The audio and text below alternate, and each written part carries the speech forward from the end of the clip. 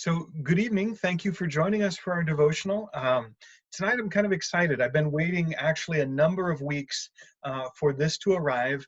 I finally got Reflections for Ragamuffins, which is a devotional book from the writings of Brennan Manning, who is the author of the Ragamuffin Gospel. And I would just say, if you haven't heard of that, would invite you to check that out. You can even look it up online, get some of Brennan Manning's writings and just a brief snippet of what he was all about. He has since passed, but just a lot of wisdom and a lot of love and grace in his writings. And so I wanted to share the devotional for today, which is I found a powerful one. And I guess you need to understand that at one point in his life, Brennan Manning was a priest who spent some time as a monastic and then sort of left the priesthood, but continued to be, found a ministry calling in I would say, a broader context, ministering to folks from every tribe of Christianity. So I want to offer this today. It's entitled Experiencing His Love. And he writes, in the winter of 1968 to 69, I lived in a cave in the mountains of the Zaragoza Desert in Spain. On the night of December 13th, during what began as a long and lonely hour of prayer, I heard in faith Jesus Christ say, "For the love of you, I left my Father's side. I came to you who ran from me, fled me, and who did not want to hear my name. For love of you, I was covered with spit, punched, beaten, and affixed to the wood of the cross. These words are burned on my life. Whether I am in a state of grace or disgrace, elation or depression, that night of fire quietly burns on.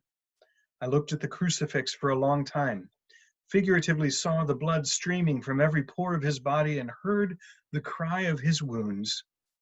This isn't a joke. It is not a laughing matter to me that I have loved you. The longer I looked, the more I realized that no man has ever loved me, and no one ever could love me as he did. I went out of that cave, stood on the precipice, and shouted into the darkness, Jesus, are you crazy?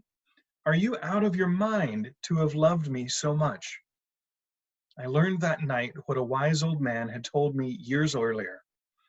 Only the one who has experienced it can know what the love of Jesus Christ is.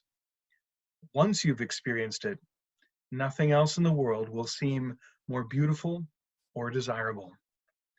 And he quotes the Song of Songs, chapter 2, verse 4. He has taken me to the banquet hall, and his banner over me is love.